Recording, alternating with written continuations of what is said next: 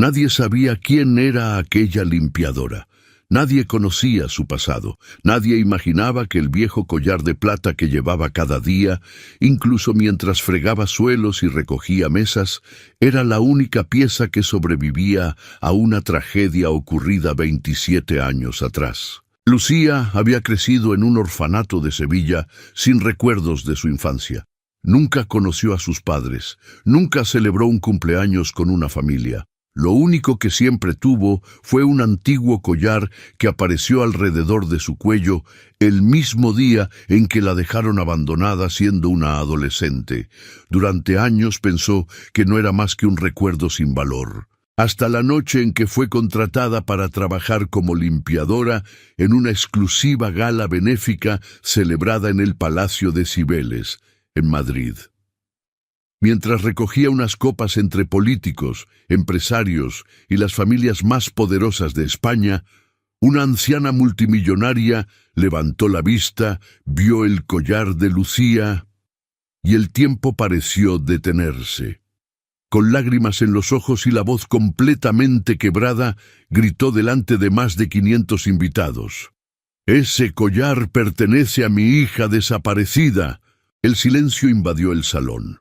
Lo que nadie podía imaginar era que aquella frase iba a destapar una mentira enterrada durante casi 3 décadas, una traición familiar capaz de destruir uno de los mayores imperios empresariales de España y revelar que la humilde limpiadora, ignorada por todos, llevaba toda su vida viviendo con un nombre que jamás le perteneció. Lucía Romero tenía 43 años. Y llevaba la mitad de su vida cargando cubos, fregando mármoles y doblando sábanas en hoteles y restaurantes de Madrid.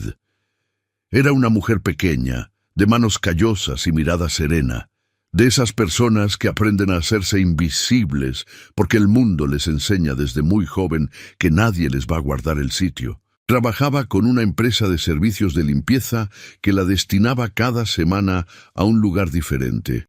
Un lunes podía estar en las cocinas de un restaurante del barrio de Salamanca. Un jueves fregando los baños de una oficina en el Paseo de la Castellana. Un viernes recogiendo cristalería en algún salón de eventos del centro. Nunca se quejaba, nunca llegaba tarde, nunca pedía más de lo que le correspondía. Sus compañeras de trabajo la querían, aunque pocas la conocían de verdad.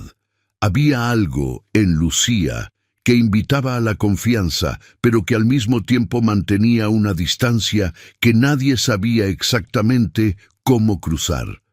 Era generosa con su tiempo, siempre la primera en ofrecer ayuda cuando alguien tenía un problema, siempre dispuesta a cubrir un turno o a quedarse más horas si hacía falta. Pero cuando las conversaciones derivaban hacia lo personal, hacia la familia, hacia el pasado, Lucía sonreía de una manera que cerraba suavemente la puerta sin que nadie pudiera sentirse rechazado. Decía simplemente que era de Sevilla, que no tenía familia y que llevaba muchos años en Madrid. Con eso solía bastar para que la conversación cambiara de tema. Lo que nunca contaba era lo demás. Lo que nunca contaba era que cuando tenía aproximadamente 16 años, apareció en la puerta de un orfanato del barrio de Triana, en Sevilla, sin documentación, sin recuerdos, sin saber ni siquiera cómo se llamaba. Los trabajadores sociales que la atendieron aquella madrugada dijeron que parecía haber sufrido un golpe fuerte en la cabeza. Tenía una herida semicurada en la sien derecha, la ropa manchada de tierra seca y los ojos perdidos de quien ha olvidado todo lo que era.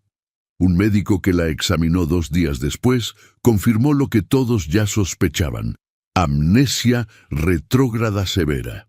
Sin recuerdos de su infancia, sin recuerdos de su familia, sin recuerdos de nada anterior a aquella noche. Le pusieron el nombre de Lucía porque fue lo primero que propuso la directora del orfanato, una mujer mayor llamada Consuelo, que llevaba 30 años trabajando con niños abandonados y que nunca antes había visto un caso así. El apellido Romero Lo eligieron casi al azar de una lista que manejaban para estos casos. Y así, de la nada, nació Lucía Romero. Una joven sin pasado, sin familia y sin historia propia, a quien el Estado asignó un número de expediente y una identidad de papel que con el tiempo se convirtió en la única identidad que conocía. Crecer en el orfanato de Triana no fue cruel, pero tampoco fue fácil. Consuelo era una mujer buena, que hacía lo que podía con los recursos que tenía, y las otras trabajadoras trataban a los niños con el cariño que una institución puede dar, que nunca es el mismo que da una familia, pero que tampoco es nada. Lucía aprendió a no esperar demasiado de las personas, y aprendió también a valorar lo poco que llegaba cuando llegaba. Aprendió a leer muy bien, porque los libros no hacían preguntas. Aprendió a trabajar con las manos, porque el trabajo era lo único que nadie podía quitarle. Y aprendió, sobre todo, a vivir con el hueco de no saber quién había sido antes de aparecer en aquella puerta. Un hueco que con los años fue adquiriendo la forma permanente de algo que ya no duele de manera aguda, sino de manera constante, como una nota de fondo que nunca desaparece del todo. El collar era lo único que tenía, una pieza de plata antigua, larga, con una cadena fina y un colgante en forma de flor, que sostenía en el centro un rubí de un rojo tan oscuro que parecía casi negro bajo ciertas luces. Era una joya claramente cara, fuera de lugar en el cuello de una adolescente sin recursos, y eso generó preguntas durante los primeros años. Que si lo había robado, que si era de alguien, que si habría que entregarlo a la policía. Consuelo lo registró formalmente como objeto hallado, y esperó durante meses a que alguien lo reclamara. Nadie lo hizo. Con los años, el collar quedó vinculado a Lucía de manera tan natural que nadie volvió a cuestionarlo. Ella nunca se lo quitaba. Lo llevaba incluso mientras trabajaba, ajeno al sudor y al detergente y al roce de las horas. Lo tocaba a veces con los dedos sin darse cuenta, como quien toca sin querer una cicatriz antigua, buscando en su superficie lisa alguna respuesta que la joya nunca le había dado. La gala benéfica del Palacio de Cibeles era uno de esos eventos que aparecen en las páginas de Sociedad de todos los periódicos al día siguiente. La organizaba la Fundación Alcázar, el brazo filantrópico del mayor grupo hotelero de lujo de España, y cada edición reunía a lo más selecto del mundo empresarial, político y cultural del país. Los billetes de entrada costaban más de lo que Lucía ganaba en 3 meses de trabajo. Las flores que decoraban las mesas valían más que su alquiler. Aquella noche de noviembre, con Madrid cubierta por una llovizna fina que hacía brillar el asfalto bajo las farolas, el salón principal del palacio resplandecía con cientos de velas, flores blancas importadas y el murmullo elegante de quienes saben perfectamente que están siendo observados y han aprendido a encontrar en eso un placer. Lucía llegó 3 horas antes del inicio del evento junto a otras 4 compañeras. La encargada de la empresa de limpieza les dio las instrucciones de siempre. Pasar desapercibidas, no mirar directamente a los invitados, no hablar a no ser que se les hablara, retirar copas vacías con discreción, reponer servilletas, limpiar cualquier mancha antes de que alguien pudiera notarla. Lucía conocía esas instrucciones de memoria. Las había seguido en decenas de eventos similares a lo largo de los años, en hoteles de 5 estrellas, en cenas de empresa, en bodas de familias ricas, donde nadie miraba a las personas que hacían posible que todo estuviera perfecto. Llevaba el uniforme negro reglamentario y el pelo recogido en un moño apretado. El collar asomaba ligeramente por encima del cuello de la camisa, como siempre, porque Lucía nunca se lo quitaba y nunca nadie de sus empleadores había hecho de ello un problema suficientemente grande como para insistir. Doña Victoria Alcázar tenía 74 años y una presencia que llenaba cualquier habitación sin necesidad de alzar la voz ni de hacer nada especial para lograrlo. Era una mujer alta, de pelo completamente blanco peinado hacia atrás, con una precisión que hablaba de décadas de disciplina, con unos ojos grises que habían aprendido a mirar el mundo desde la distancia que da el dolor acumulado durante demasiados años. Había fundado el Grupo Alcázar con su marido Rodrigo en los años 80, cuando los hoteles de lujo en España todavía eran una rareza y cuando apostar por ese sector requería una valentía que mucha gente confundía con locura. Rodrigo había muerto hacía 17 años y Victoria había continuado sola, convirtiendo lo que era una empresa familiar sólida en uno de los referentes del sector hotelero en toda Europa. Tenía dinero suficiente para no volver a preocuparse por nada material en el resto de su vida, y lo suficientemente claro como para saber que el dinero no había podido devolverle ni una sola de las cosas que de verdad le importaban. Su hija Isabel tenía 16 años cuando desapareció. Estaban de vacaciones en una villa que la familia tenía en las afueras de Marbella, cerca de la playa. Era agosto. Hacía un calor pegajoso que bajaba un poco al atardecer, y Isabel salió una tarde a dar un paseo por la orilla sin decirle a nadie a dónde iba exactamente, como hacía siempre porque tenía esa edad en que los jóvenes necesitan creer que son invisibles para los adultos. Nunca volvió. La villa, el paseo marítimo, los chiringuitos cercanos, los hoteles de la zona, todo fue peinado por la policía durante semanas. Se habló con cientos de personas. Se publicaron anuncios en periódicos de toda España. Se movilizaron recursos que el apellido Alcázar podía movilizar y que otros no habrían podido. Y aún así, nada. No apareció ningún cuerpo. No hubo testigos que aportaran algo concluyente. No hubo explicación. Solo el vacío absoluto de una hija que un día estaba y al día siguiente no estaba, y la sensación de que el mundo seguía girando sin que le importara lo más mínimo.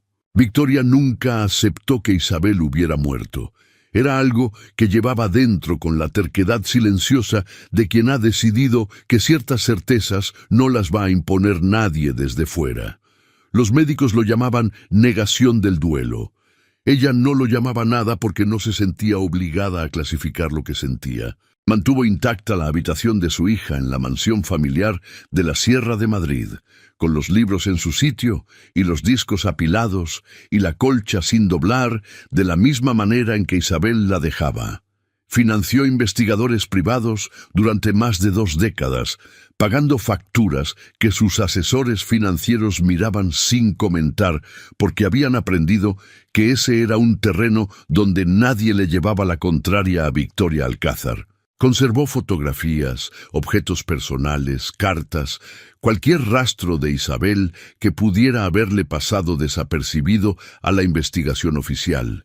Y entre todos esos recuerdos, el que Victoria guardaba con más cuidado era la imagen exacta de un collar de plata con un rubí oscuro que ella misma había encargado en una joyería histórica del centro de Madrid, como regalo de cumpleaños para su hija. Un collar que Isabel llevaba puesto la tarde en que desapareció. Un collar con un pequeño grabado oculto en la parte trasera del colgante, un escudo minúsculo, con 2 iniciales que la joyera había añadido siguiendo las instrucciones precisas de Victoria. I.A. Isabel Alcázar. Eran casi las 11 de la noche cuando Victoria cruzó el salón para saludar a un grupo de invitados, y sus ojos se detuvieron en el cuello de una mujer con uniforme negro que recogía copas vacías de una mesa lateral con la eficiencia tranquila de alguien que lleva años haciendo ese movimiento exacto. No fue un reconocimiento inmediato. Primero fue una sensación física, algo que le apretó el pecho sin que pudiera identificarlo con claridad, como cuando el cuerpo sabe algo antes de que la mente pueda formularlo. Luego miró mejor, y entonces lo vio. El collar, el rubí oscuro, la cadena fina, la flor de plata. Victoria se detuvo en seco en mitad de una frase que estaba pronunciando para alguien que dejó de existir en ese momento. Las personas que la acompañaban siguieron hablando sin notar que se había quedado paralizada. Se acercó despacio, con una calma aparente que le costaba un esfuerzo enorme mantener, con el corazón golpeándole el pecho a una velocidad que no recordaba desde hacía años. Cuando estuvo lo suficientemente cerca, cuando pudo ver con sus ojos de 74 años, entrenados durante décadas en detectar los detalles que importan el grabado diminuto en la parte trasera del colgante, el pequeño escudo con las 2 letras que ella misma había mandado añadir, el mundo entero dejó de existir a su alrededor. Lo que ocurrió después fue algo que ninguno de los 500 invitados presentes aquella noche olvidaría jamás. Victoria Alcázar, la mujer más poderosa del sector hotelero español, conocida en todos los círculos empresariales del país por una frialdad y un control que algunos admiraban y otros temían, levantó la voz en mitad de aquel salón lleno de cristal y seda y pronunció aquellas palabras con una desesperación que venía de 27 años atrás y que no cabía en ninguna forma de elegancia. Lucía se quedó inmóvil. Las copas que sostenía casi se le cayeron de las manos. Todas las conversaciones del salón se interrumpieron al mismo tiempo, como si alguien hubiera pulsado un interruptor. 500 personas giraron la cabeza. Los fotógrafos de sociedad que hasta ese momento habían estado capturando sonrisas estudiadas y grupos posados apuntaron instintivamente hacia aquel rincón del salón donde una anciana lloraba frente a una limpiadora que no entendía nada de lo que estaba ocurriendo. El jefe de seguridad del evento apareció en segundos. 2 asistentes de la fundación se acercaron para acompañar a Victoria, creyendo que había sufrido algún tipo de mareo o crisis repentina. Pero Victoria apartó con una firmeza que no admitía discusión cualquier mano que intentara guiarla, y no apartó los ojos de Lucía ni un solo segundo. Sus ojos grises estaban llenos de lágrimas, pero miraban con una intensidad que no era fragilidad, sino todo lo contrario. «Ese collar», repitió, esta vez en voz más baja, pero con una concentración que cortaba el aire a su alrededor. «Ese collar lo mandé a hacer yo. Tiene un grabado en la parte de atrás. Las iniciales de mi hija». Lucía, con las manos temblorosas y sin entender todavía lo que estaba viviendo, llevó los dedos al colgante y lo giró lentamente. No había mirado aquel grabado en años. Siempre había estado ahí, tan familiar que había dejado de ser visible, como el sonido de la propia respiración. 2 letras minúsculas en un escudo diminuto. IA. No dijo nada. No podía. Alejandro Alcázar apareció en ese momento desde el otro extremo del salón, donde había estado gestionando una conversación con un grupo de inversores extranjeros. Tenía 47 años. Era alto, bien vestido, con esa elegancia sin esfuerzo aparente que da la costumbre de llevar trajes caros desde joven, con un atractivo construido sobre la seguridad de quien nunca ha tenido que dudar de su lugar en el mundo. Era el presidente del Grupo Alcázar desde hacía 8 años, el heredero que todos habían dado por sentado, el hijo que había crecido sabiendo que un día todo aquello sería suyo. Cuando vio a su madre en mitad del salón rodeada de curiosos y con las mejillas mojadas, cruzó la distancia en pocos segundos con la eficiencia de quien está acostumbrado a gestionar crisis. «Madre, ¿qué ha pasado? ¿Estás bien?» Victoria no respondió. Seguía mirando a Lucía. Alejandro siguió su mirada hasta el collar y en su rostro ocurrió algo que duró apenas un instante, pero que varias personas cercanas notaron sin poder describirlo exactamente después. No fue sorpresa, fue otra cosa, una especie de contracción involuntaria, como si el cuerpo reaccionara antes que la mente a algo que reconocía y que habría preferido no reconocer. «Madre», dijo en voz más baja, con un tono que intentaba ser sereno, pero que tenía debajo algo más tenso. «Vamos a un sitio tranquilo. Esto no es el lugar». Pero Victoria no se movió. Aquella noche, los organizadores del evento lograron reconducir la situación con la discreción profesional de quienes han manejado imprevistos en actos de ese nivel. Victoria fue acompañada a una sala privada. Lucía, todavía con las manos temblando y sin entender qué había pasado exactamente, fue retenida con amabilidad por dos miembros del equipo de la fundación que le pidieron que esperara, que nadie la acusaba de nada, que simplemente necesitaban aclarar algunas cosas. Esa noche, Lucía no durmió. Volvió a su piso de Vallecas en el último metro, sentada con el collar apretado en la mano, mirando las dos letras que había tenido delante toda su vida sin entenderlas. IA. Dos letras que de repente pesaban más que todo lo demás, más que los 43 años de Lucía Romero, más que todo lo que había construido sobre la nada de no saber quién era. Los días siguientes fueron extraños y vertiginosos de una manera que Lucía no habría sabido describir a nadie. Victoria Alcázar contactó con ella a través de su abogado personal y le pidió una reunión privada sin cámaras y sin presión en un despacho discreto del barrio de Jerónimos. Lucía aceptó, más por necesidad de respuestas que por ninguna expectativa concreta. Llegó en ropa de calle, con su bolso de siempre y una expresión de quien ha decidido escuchar antes de reaccionar. Victoria llegó sola, sin asistentes ni guardaespaldas, con una carpeta que colocó sobre la mesa con manos que no conseguía mantener completamente firmes.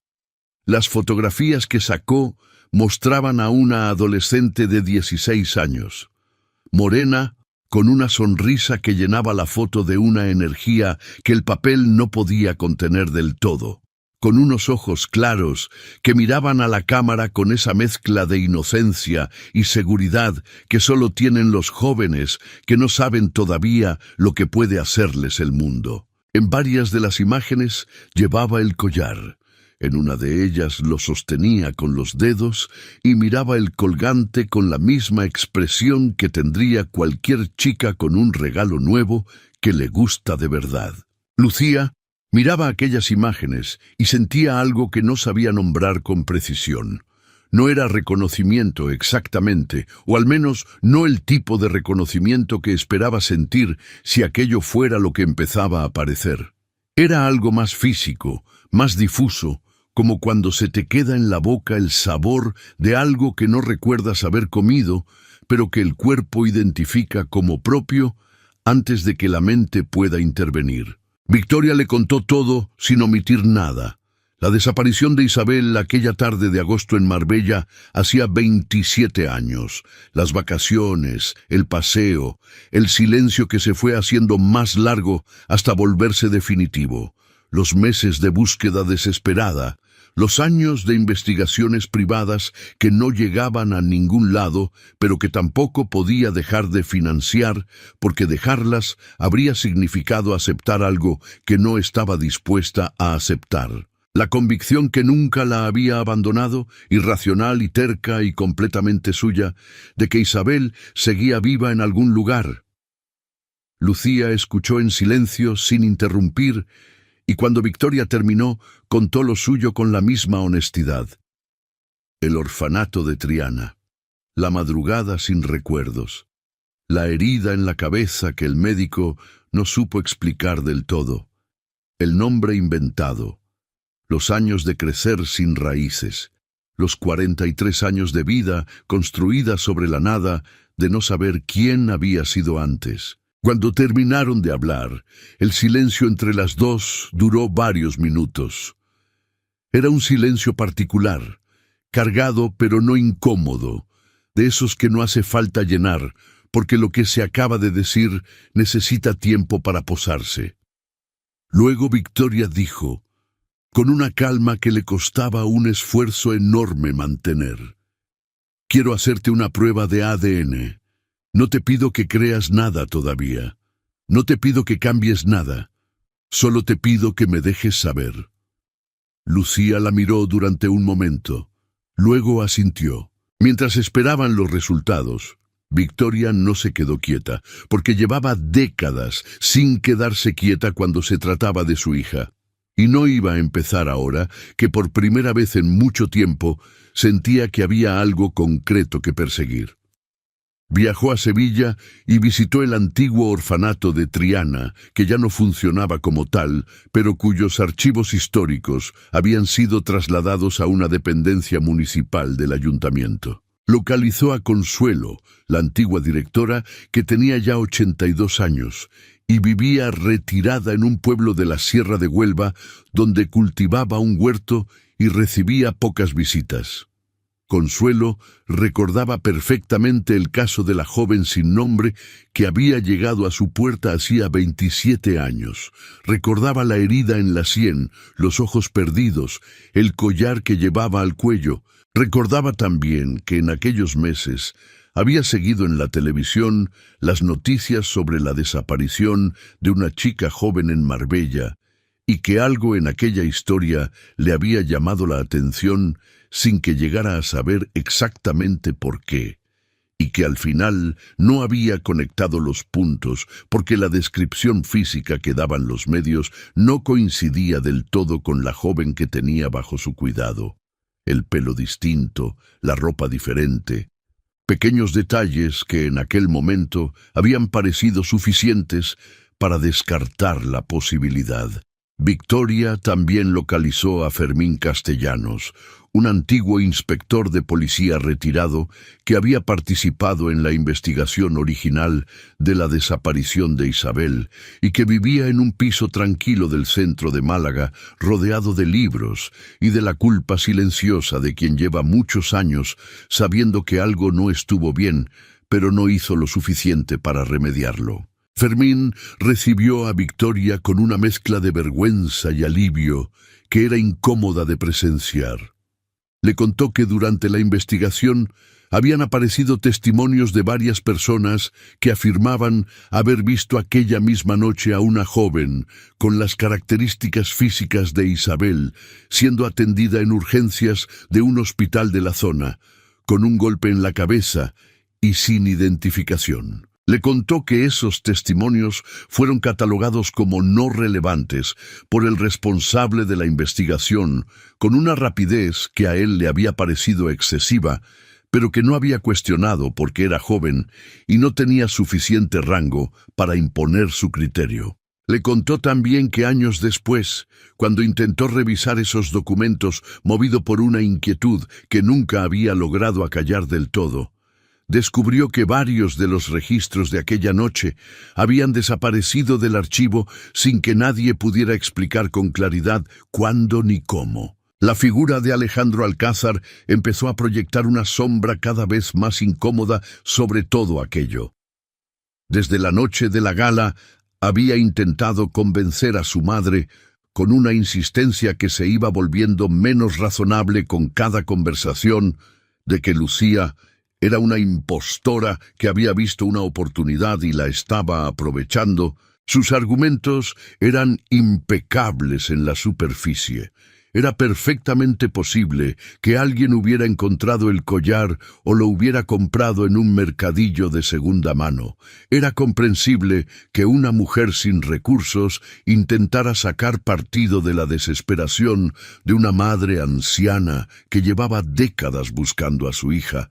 Era razonable no dejarse llevar por la emoción antes de tener pruebas sólidas. Victoria escuchaba esos argumentos y los encontraba correctos en la forma y completamente falsos en el fondo, porque conocía a su hijo lo suficiente como para saber la diferencia entre cuando hablaba desde la preocupación genuina y cuando hablaba desde otra cosa que no quería nombrar todavía. Alejandro empezó también a moverse por su cuenta, de manera que intentaba mantener discreta, pero que no lo era tanto como creía.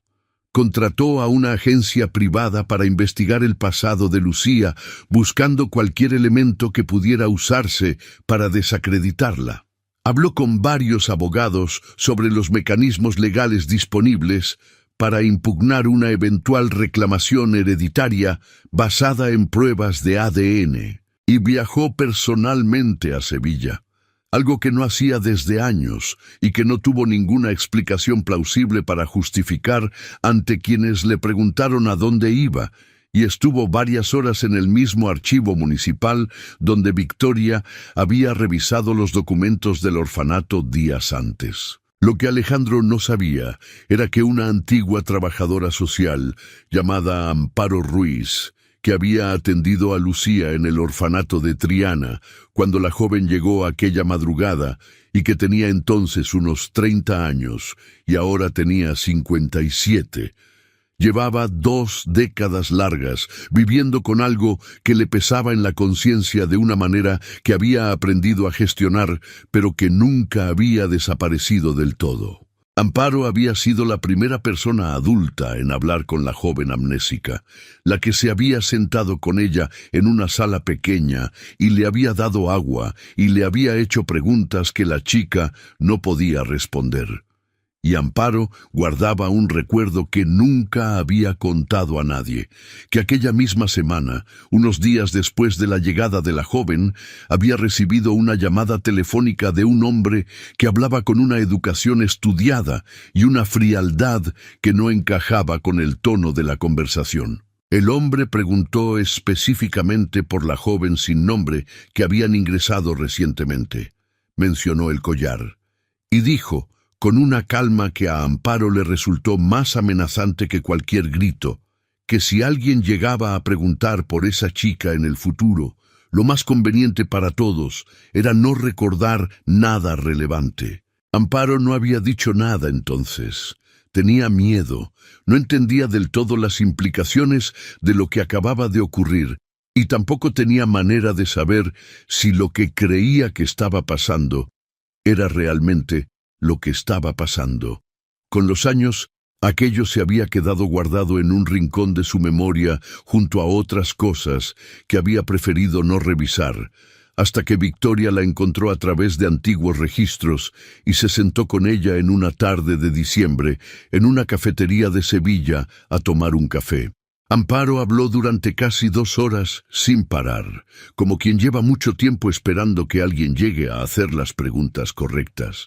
Habló de la llamada, del miedo, de los 27 años de silencio, de las noches en que había pensado en contar lo que sabía y no había podido encontrar la manera de hacerlo. Y al final sacó del bolso un papel amarillento y doblado en 4 que había guardado sin saber exactamente por qué durante todos aquellos años. Una nota con un número de teléfono ya inutilizable y 2 palabras escritas con una caligrafía cuidada y fría. Las palabras eran, ya está. Victoria llevó ese papel a un perito caligráfico. Tardó semanas en conseguir documentos de referencia de la época suficientemente fiables para una comparación válida.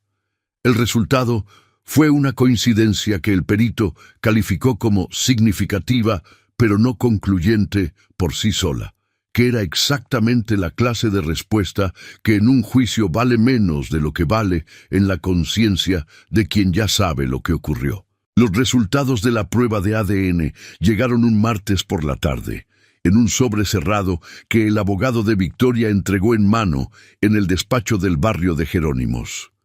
Victoria y Lucía estaban juntas, sentadas una frente a la otra en 2 sillas que nadie había pensado en poner más cerca, aunque quizás debería haberlo hecho. La abogada leyó el informe con la objetividad profesional de quien ha aprendido que su trabajo en momentos como ese es no interponer sus propias emociones entre la información y quienes la necesitan recibir.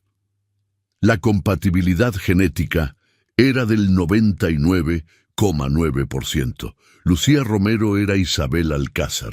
Lo que vino después fue simultáneamente lo más sencillo y lo más devastador que Lucía había vivido jamás.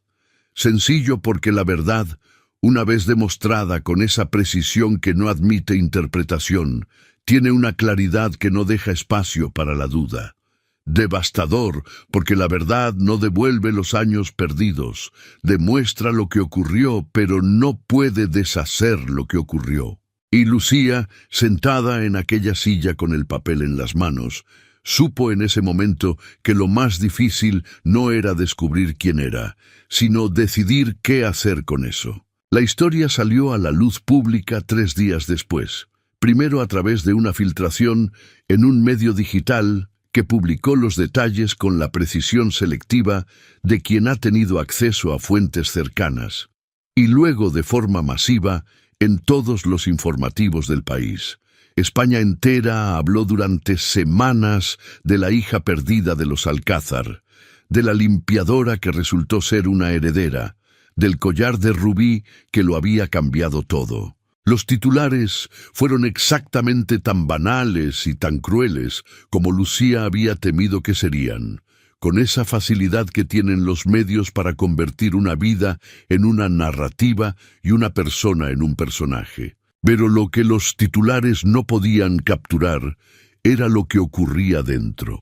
La primera vez que Lucía entró en la habitación que Victoria había mantenido intacta durante 27 años, fue un sábado por la tarde, con una luz de otoño que entraba oblicua por la ventana y pintaba el suelo de franjas doradas.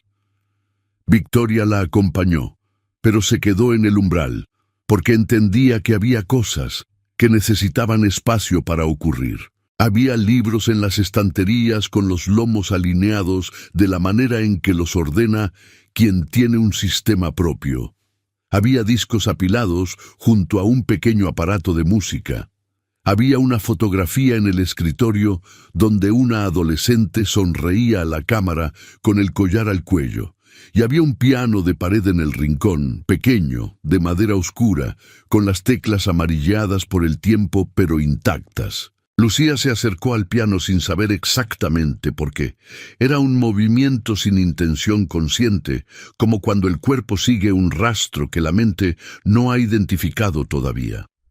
Posó los dedos sobre las teclas, y sin pensarlo, sin buscarlo, sin ninguna explicación que pudiera dar después, empezó a tocar una melodía. Breve, sencilla, de esas que los niños aprenden antes de que tengan nombre para lo que hacen. Una melodía que sus manos recordaban, aunque su cabeza no supiera de dónde venía. Victoria, de pie en el umbral de la puerta, se llevó la mano a la boca. Era la misma melodía que Isabel tocaba de pequeña, la única que sabía tocar de memoria, la que había tocado cientos de veces en ese mismo piano mientras su madre leía en el sillón del rincón. Alejandro fue detenido 6 semanas después de que se hicieran públicos los resultados del ADN. La investigación judicial que se abrió a partir del conjunto de pruebas recopiladas, los testimonios de Fermín Castellanos y Amparo Ruiz, el análisis caligráfico, los documentos recuperados de archivos que él había intentado destruir sin lograrlo completamente, y varios registros bancarios de pagos realizados a personas que no tenían relación aparente con ningún negocio legítimo de la familia, apuntaban a una verdad que muchos habían intuido, pero que nadie había podido demostrar hasta entonces con suficiente solidez. La noche en que Isabel desapareció en Marbella no había sido un accidente. Alejandro tenía entonces 20 años y era el único hijo reconocido de los Alcázar, educado desde la infancia en la certeza de que el imperio de su madre sería suyo. Cuando Victoria le comunicó que había decidido modificar su testamento para incluir a Isabel como coheredera de pleno derecho, Alejandro procesó aquella información no como una noticia familiar, sino como una amenaza al único futuro que podía concebir. Organizó lo que ocurrió aquella tarde con una frialdad que solo era posible en alguien que había decidido que sus propios intereses valían más que la vida de su hermana. La intención nunca fue matarla, solo borrarla. dejarla en un lugar lo suficientemente lejos y en un estado lo suficientemente confuso como para que no pudiera encontrar el camino de regreso a ninguna parte. Que el golpe hubiera provocado una amnesia tan severa y tan duradera era algo que quizás ni él mismo había calculado, pero que le hubiera resultado útil durante 27 años era algo que no había hecho nada por remediar. La nota con las palabras "ya está" era la confirmación enviada por quien ejecutó lo que Alejandro había planeado, guardada por Amparo Ruiz durante décadas sin saber exactamente qué hacer con ella, pero sin poder tirarla tampoco. Alejandro no reconoció nada. Mantuvo durante todo el proceso que era víctima de una conspiración construida por una mujer que buscaba aprovecharse de la fragilidad emocional de su madre anciana. Era un argumento que en la superficie tenía cierta coherencia y que sus abogados defendieron con la competencia que se paga cuando el dinero no es un problema. Pero las pruebas eran suficientes y el juicio siguió adelante, lento y mediático y devastador para todos los que lo estaban viviendo desde dentro. El Grupo Alcázar atravesó una crisis de gobernanza que tardó meses en estabilizarse. Varios directivos históricos presentaron su dimisión. Los socios internacionales pidieron explicaciones. Los medios especularon sin cesar sobre el futuro de una empresa cuya historia estaba siendo reescrita en tiempo real por los tribunales. Y en medio de todo aquello estaba Lucía, Isabel, una mujer que llevaba 43 años siendo una persona y que de repente le decían que era otra, que tenía un apellido diferente, una historia diferente, una fortuna diferente, un hermano que había organizado su desaparición cuando tenía 16 años, que los 27 años que le habían robado tenían un culpable con nombre y apellidos, y que ese culpable era alguien que debería haberla protegido. No había un manual para eso, no existía ningún mapa que mostrara cómo se navega eso.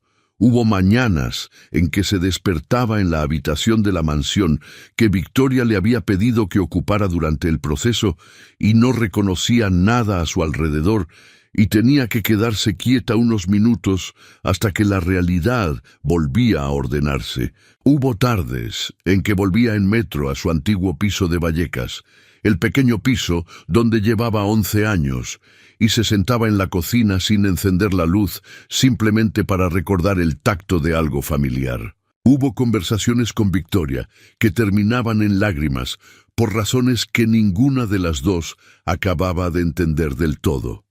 Porque el amor que se tienen dos personas que se han encontrado demasiado tarde, después de demasiado tiempo, tiene una textura que no se parece a ninguna otra cosa. Es gratitud, y es duelo, y es alegría, y es rabia, y es todo eso al mismo tiempo, sin que ninguna de las partes pueda separarlo. Lo que Lucía fue decidiendo, con la lentitud que requieren las decisiones que de verdad importan, era esto: que recuperar su identidad no significaba renunciar a la persona que había construido. Que los 43 años de Lucía Romero no eran un error ni una mentira, sino una vida real, construida con dignidad sobre la nada, y que esa vida merecía tanto respeto como cualquier otra, que podía ser Isabel Alcázar sin borrarse a sí misma, que no tenía que elegir entre las dos. Decidió aceptar su lugar legal en la familia, no por la fortuna, sino porque era lo que le correspondía y porque Victoria lo necesitaba tanto como ella, aunque ninguna de las dos lo dijera con esas palabras.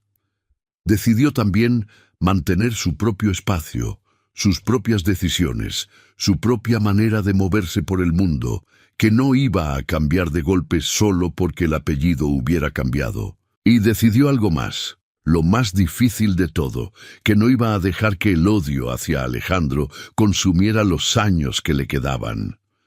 No era perdón en el sentido fácil y cómodo de la palabra. Era algo más honesto que eso. Era la decisión consciente y trabajada de no entregarle a quien ya le había robado 27 años ni un solo día más. Era reconocer que el odio era comprensible y legítimo, y también un peso que ella iba a tener que cargar si no lo soltaba, y que Alejandro no merecía ese poder sobre ella.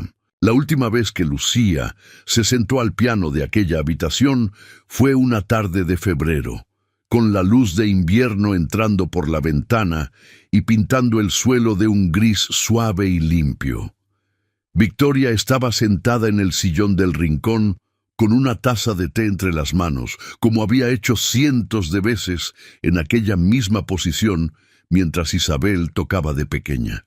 Lucía posó los dedos sobre las teclas y tocó la melodía despacio, sin apresurarse, dejando que cada nota encontrara su lugar antes de pasar a la siguiente.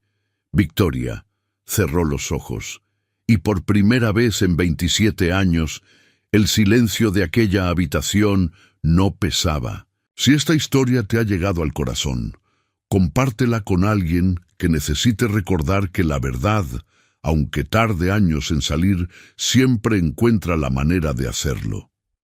Suscríbete al canal para no perderte las próximas historias. Y si quieres seguir escuchando, el siguiente vídeo te está esperando.